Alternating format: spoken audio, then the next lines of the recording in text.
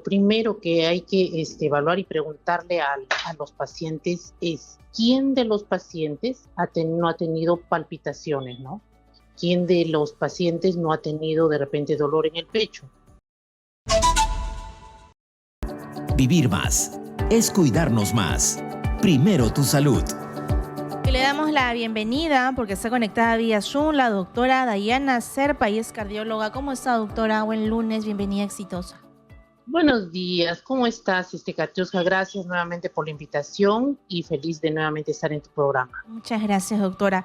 Hoy hablamos sobre la fibrilación auricular, doctora. ¿Cómo prevenimos esta situación?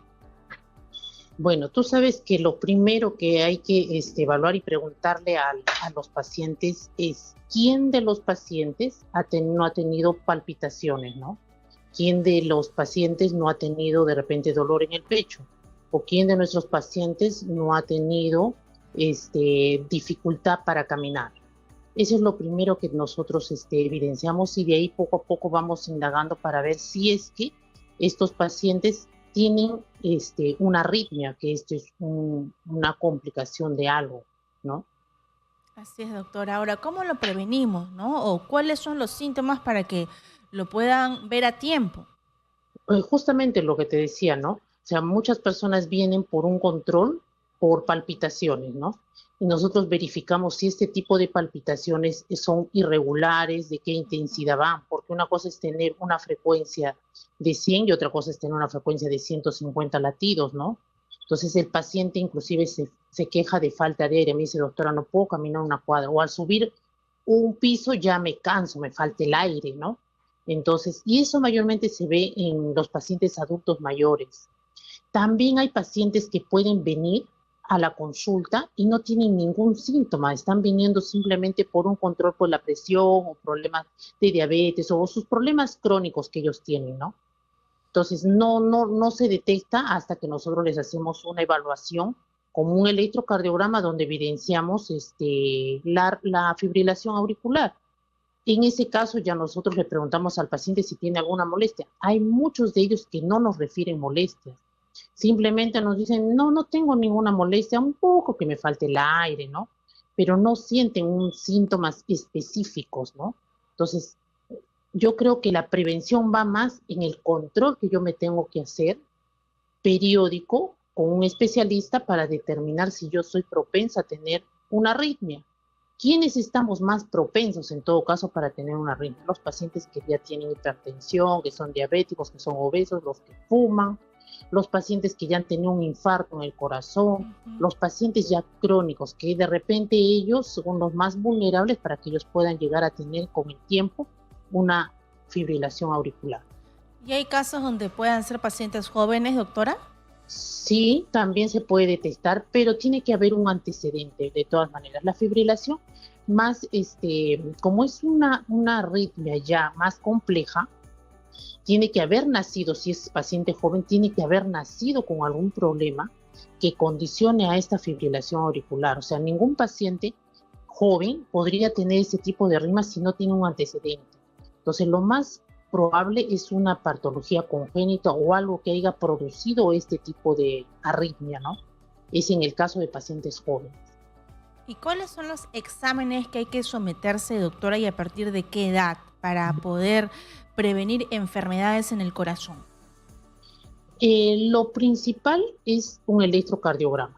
Controles periódicos por especialista y un electrocardiograma. Es el inicio de todo. O sea, a veces en el electrocardiograma tampoco nos sale, ¿no?, toda la evidencia, porque de repente en el momento que yo le tomo el electrocardiograma al paciente, no tiene la arritmia, entonces, pero él me dice, no, doctora, me viene en cualquier momento. En ese caso, el estudio más adecuado es un Holter, un estudio de 24 horas.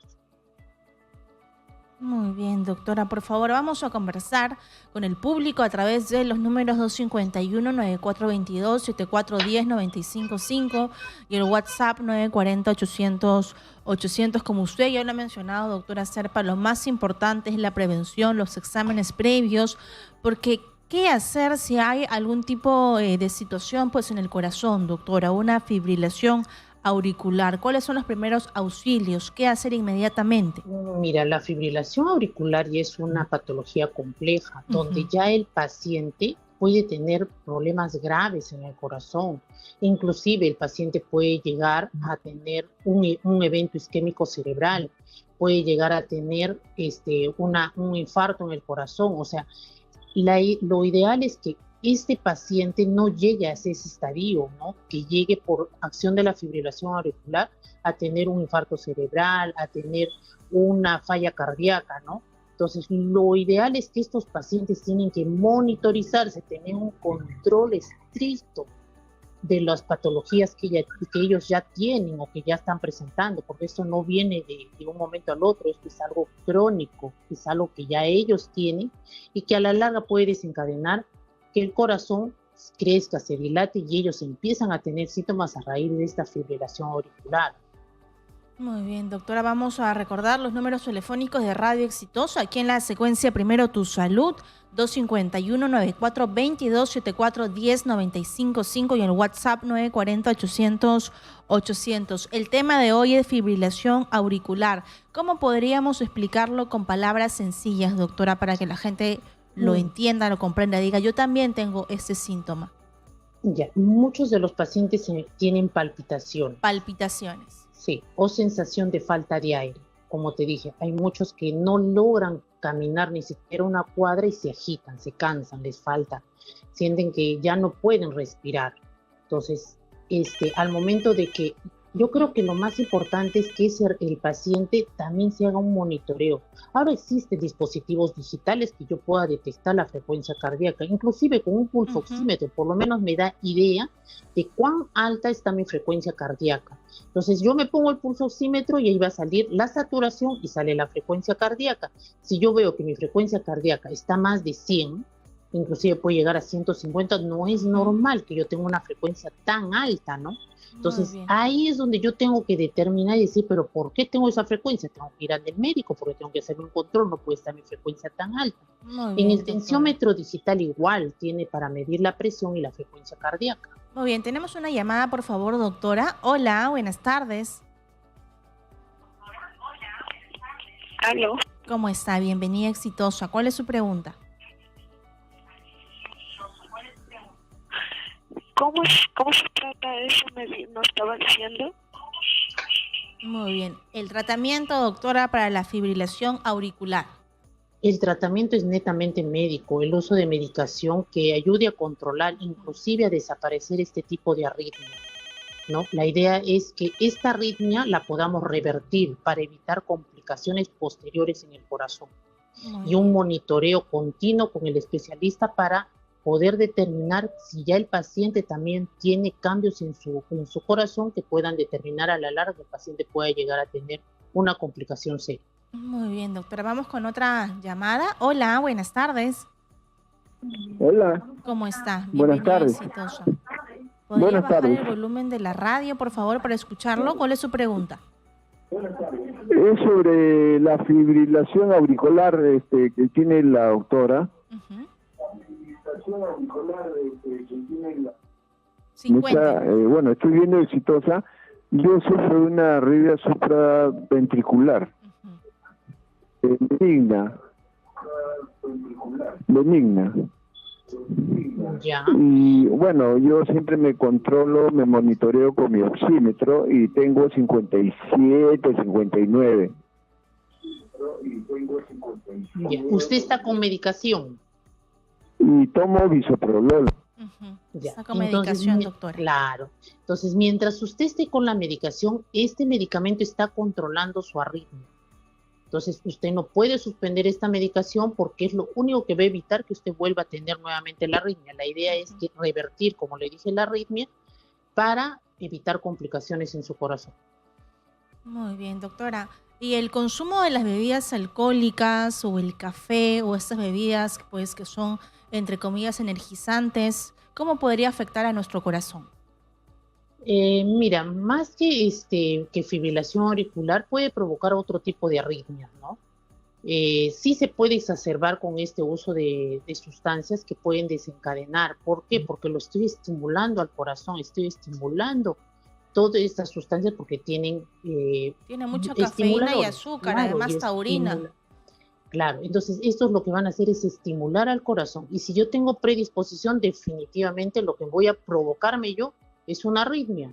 Entonces la idea es evitar que estos pacientes puedan consumir en cantidades excesivas. Nadie les está diciendo que no consuman una tacita de café, no hay problema.